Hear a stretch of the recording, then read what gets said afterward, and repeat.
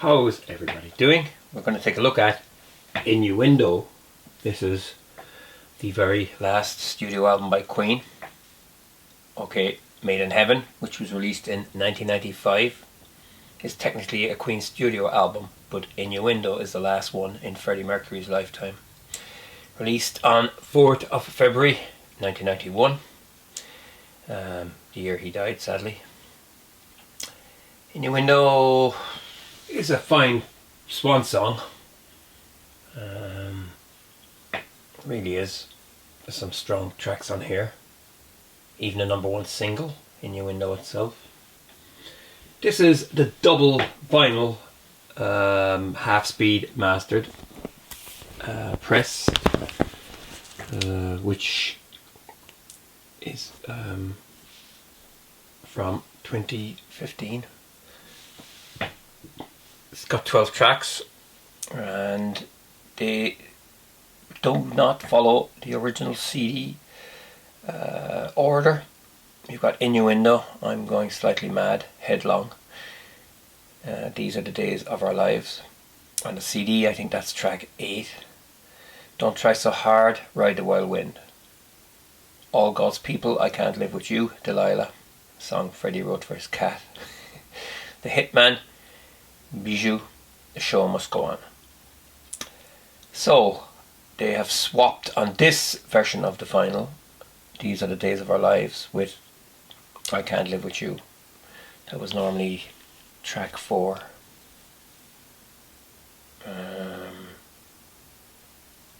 On the CD and the original LP. The original LP from 1991 has got 3 edits in it, and the tracks again are in a different place than the CD, so they yet haven't followed the compact disc track listing, which is the one I was used to because I bought the CD when it came out. I bought the LP a couple of years later.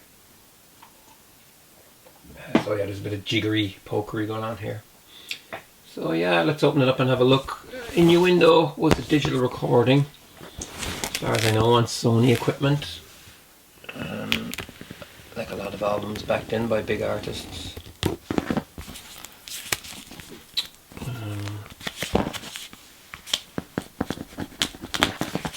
I have a few editions of it. I have the original that I bought when it came out. I have the 2011 remaster, and I think that this is based on that. What else have I got? I've got the Japanese mini LP CD edition. So there's a good few out there. Here we go. It's a gatefold this time, and it's got some beautiful artwork by Granville. That's really nice. This wasn't on the original LP. Neither was this. But some of these images were used for the single artwork. And here we have the first disc. It's quite heavy, and like I said, half-speed mastered at Abbey Road. You get 3 tracks on each. What else is in here? A sleeve. That's pretty cool. These are images from around the time of the Miracle, and then they've been photoshopped. You've got the lyrics, and here it says this vinyl album has been meticulously recreated using the finest technology from the original first generation master mix. Okay. Half-speed vinyl mastering by Miles Showell at Abbey Road. I've been reading a lot on the forums about reissued vinyl and stuff like that, especially Queen and stuff like that. And a lot of people, they always keep saying, "Oh, the remasters they don't sound like this, they don't sound like that," and like they're not going to sound like the original vinyl from the 70s. If you want them, just go and buy them. You know, it's Queen were big sellers. It's hard to get your hands on mint condition first press, especially 70s stuff, and then you'll pay money for it. They're just, obviously they've been restored, and you know, I don't have many of them actually. I just have got jazz. I've got News of the World as well recently, but that's a AAA that came in the box set. But I'll investigate more of them. All my Queen albums are original press, and sometimes some of them I bought them second hand back in the 80s, and there's a little bit of wear and tear in them, of course, you know. But it's interesting to be able to compare them, you know. Like I said, they're not gonna sound exactly. The technology has changed. I know compression is a big issue for people. Compression is the elephant in the room. People's ears are changing over the years. Well, not people's ears are changing. I think, you know, people, this argument from going on about analog versus digital and all this kind of stuff. It's whatever you like, you know. I listen to the bulk of my music on a Sony MP3 player, a Walkman, you know. I also listen to vinyl. I've got a really good planar turntable. I've got a few Technics turntables. I listen to music from my Mac. I listen to compact discs played on a Sony CD player. I have a Technics CD player, a flagship, an SLP 550, fantastic machine from 1988. I've got everything I need, and it depends on the mood, you know. It all sounds good to me. I don't know what's wrong with people. A lot of people just get up in the morning and they go, okay, oh, here comes a new Who album, it's remastered by blah blah blah, I don't like it. And you're going to get this all the time. Now, the thing is, a lot of the remasters and a lot of the vinyl cuts today, sadly, come from digital. That's the sound people kind of, I'm sure they just don't press them out and go, okay, that'll do, you know. I'm sure there's a lot of people, surely there's a bit of a judge and jury on the sounds, you know. I'm not sure. I don't know how it works, you know. To be honest with you, I'm not involved in marketing and stuff like that. I don't know. I don't really know. I'm just a music fan. I like Queen. I like their albums. I'm a fan all my life. Okay, so the songs themselves. Innuendo. A kind of a bolero style rhythm. I suppose we call it the Bohemian Rhapsody of the 90s. It got to #1. And it's a fine song. Good lyric as well, and it's like a monster. It's quite heavy. Marches on. There's a nice flamenco piece in the middle of it by Steve Howe from Yes, and then you've got the operatic section, which is kind of like something from Barcelona. So it's a good track, a very strong Queen track, and amazing because Mercury was very ill at the time. I'm Going Slightly Mad is a Mercury track, I'd say, and the lyrics are funny. It's a good track as well. Yeah, I really like that one. It kind of bashes on. It's a bit kind of reminds me of Noel Coward or somebody like that, you know. It's very eccentric, very English. Headlong, that's a rocker. Brian May, I reckon. It's okay, you know. It's okay. These Are the Days of Our Lives. That's a Roger Taylor track. Looking back through life.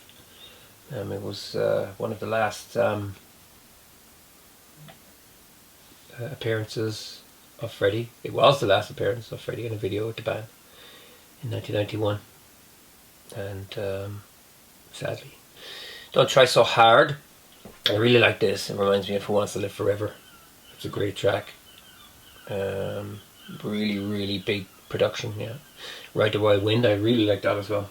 I reckon it's a Taylor track. I like the use as well on the second verse of a kind of an analog style synthesizer.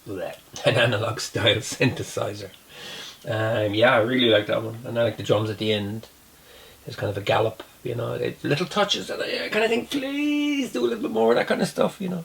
There's a few touches, you know, in the later Queen stuff where you kind of go, oh please, please, please, you know. Whereas it would have been all over the 70s stuff, where in the 90s or the 80s and the 90s, they kind of were very restrained, you know what I mean? It's about the verse and the chorus, and yeah, you know, the little touches give you tantalizing insight into what could have been in the track, you know. Didn't edit it out and go somewhere else. All God's People. I reckon that was from the Barcelona sessions. I think Mike Moran is involved in that. It's a funny track. It kind of harks back to the kind of crazy stuff the Queen were doing, I'd say, from Sheer Heart Attack in 74 up as far as A Day to Races in 76. No, it wouldn't. It would be below par for it does. Fantastic albums. But it's got kind of classical, gospel and blues all rolled into one. Yeah, it's a bit crazy. I never really liked it back in the day, but in the last 15 years I really got to like it, and I think it's a great track. Again, it's very overindulgent, but you know, that's Queen. I Can't Live With You. This one, I reckon it's a geeky track. It's a bit Eurovision Song Contest, you know. Sounds like there's a drum machine on it as well. It was re-recorded for the rock compilation in 1997.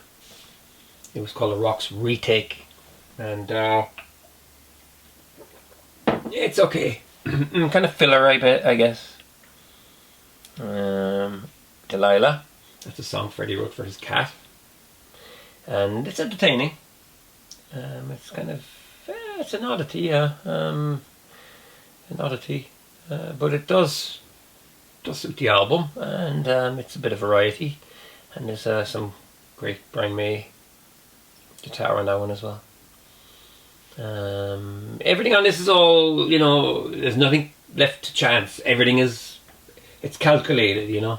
I think that the same as The Miracle, it's calculated, you know what I mean. They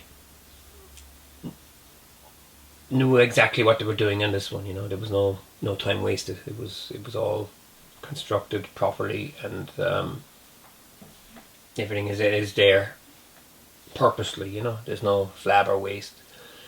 The Hitman. Now that one, I find it's probably, for me, it's the I think it's Brian May, and he wanted something very, very heavy. I guess he knew the end was near, and he wanted to go out with a blowtorch, full bore. It's very heavy. It drags on way too long. It just keeps going and going and going and going at the end. I think the lyric is poor as well. Mercury miraculously is singing at the top of his lungs on it. He must have been exhausted after it. But only he could have sang that song. Couldn't imagine May singing it, but I reckon May wrote that. But it's just, it harks back to 70s Queen, you know. But it's just, for me, it's too long, and it's a chore to listen to, you know. You know, a lot of people might like the heavier stuff, but to me, it's, at this stage, it's kind of a bit forced, and that's what I don't really like about it. Bijou, that's just Mercury and May, synthesizer, some tapped guitar, and a beautiful vocal. It's like Freddie saying goodbye to somebody.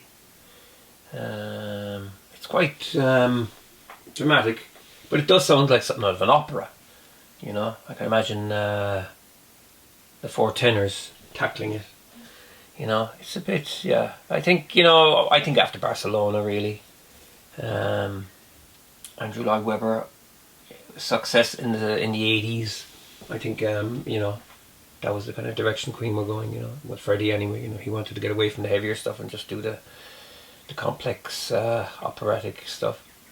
And then finally we have The Show Must Go On, and that is the end of it, really. It's a great song, very positive, even though the end is in sight. And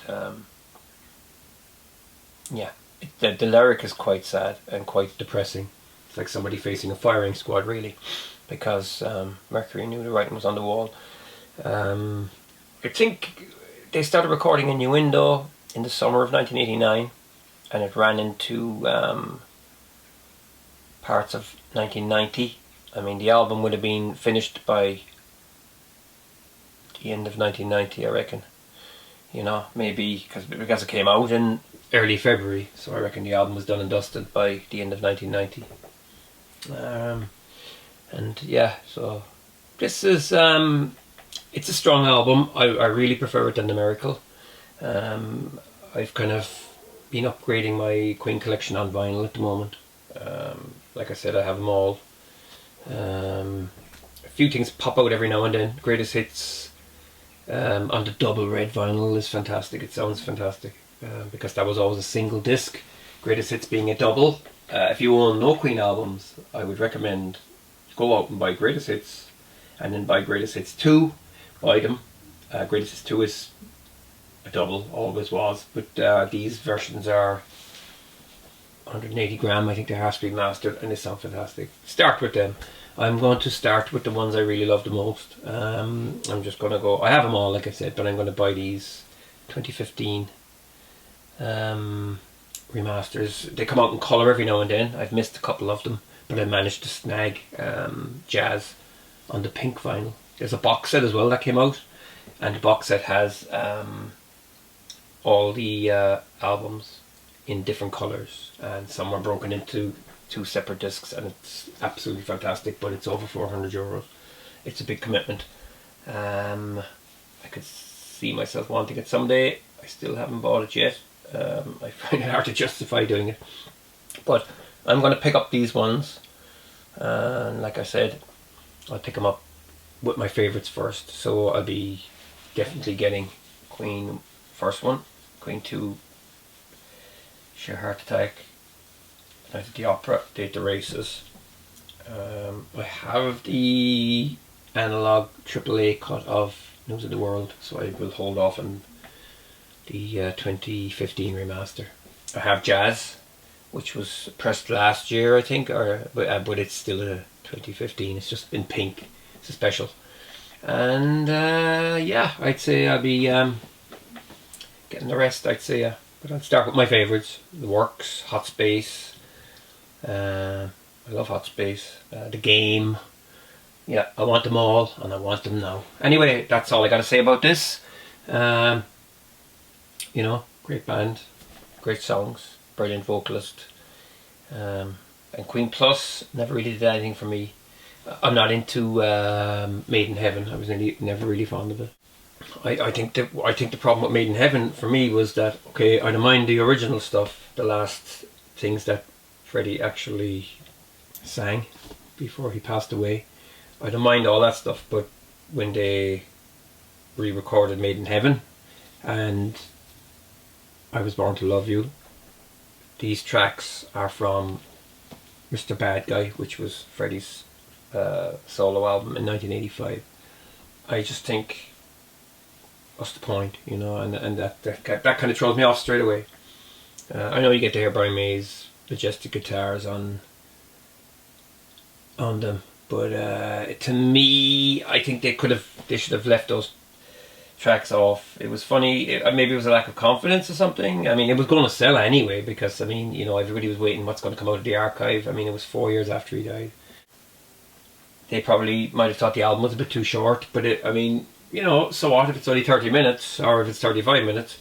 I think even as it is, it's too long. You know, I have the CD and the vinyl and the cassette, but it's too long, and I think that, you know, they could have kept away from the Mr. Bad Guy stuff.